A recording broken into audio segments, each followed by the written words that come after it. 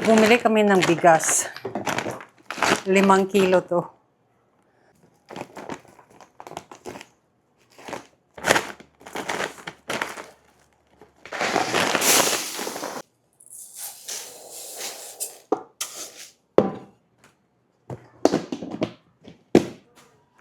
So, kanina, nagpunta akong palengke at itong lahat ay 100 pesos. Sa yung 100 pesos, pag pumunta ka sa palengke, let's put this aside first, ay meron ka ng isang bungkus ng green onions. Ito ay 10 pesos. Then, I don't know kung gaano ito kabigat. Kinilo to ng tindera at ito ay 15 pesos. Alugbati. Then, meron din akong okra. Ito ay 25 pesos. The rest, itong sikwa, hindi ko alam kung magkano.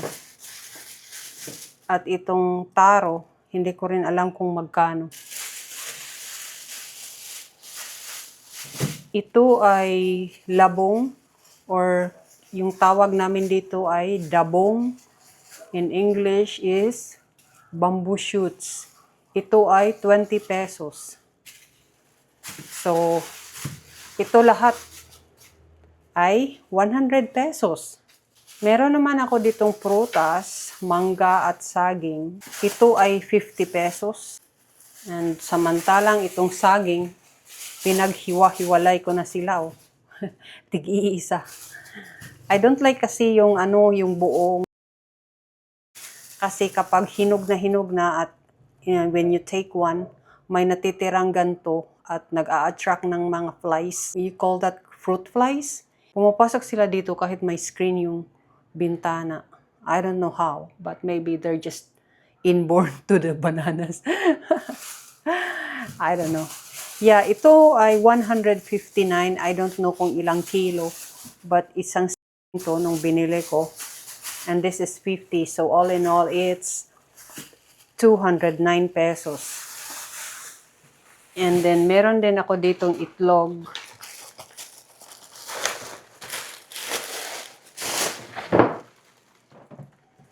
Isang tray ng itlog. Yeah, medium size. Okay na din siya. Hindi masyadong maliit. Magsasaing ako guys para tanghalian. At saka yung labong or the bamboo shoot ay pakukuluan ko hanggang sa mawala yung or maalis yung pakla niya.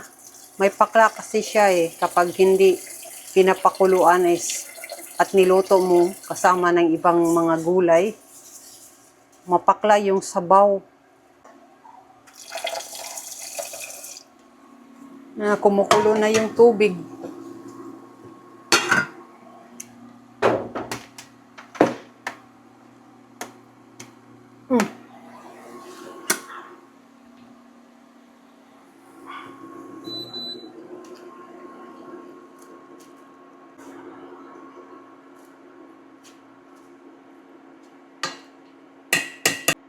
Yan, every now and then, titikman ko to siya, ganito. Titikman ko kung mapakla pa rin ba or hindi na. Yan, lalagyan ko siya ng kunting asin. Yung iba ay nilalamas lang nila ito sa asin. Pero ito na yung subo ko na paraan para matanggal yung pakla niya.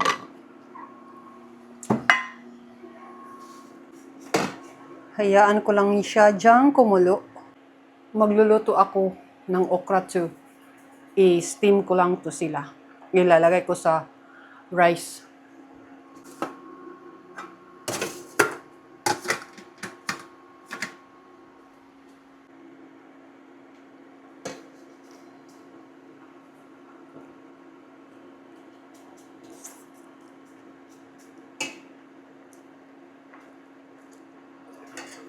Parang hindi na siya mapakla.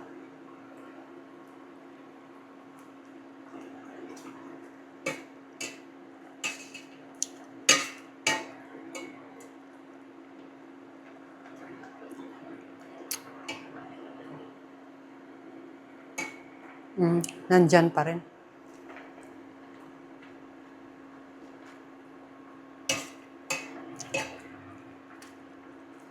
Okay na siya. Hindi na siya mapakla. Just smiling. Yeah. Like you always do. Making some funny noises.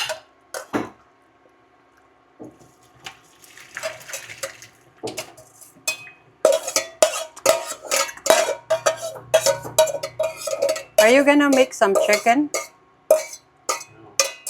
No?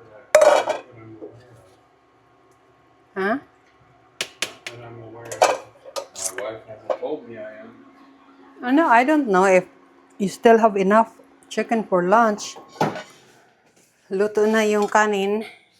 It's time to eat.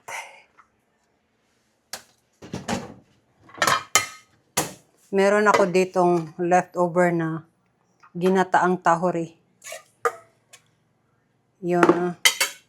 Then, yun lang ang uulamin ko at saka yung okra.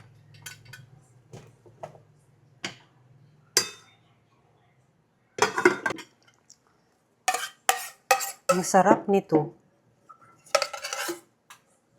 Meron akong video kung paano ko to niluto. I will put the link in the description below. Kindly check it out.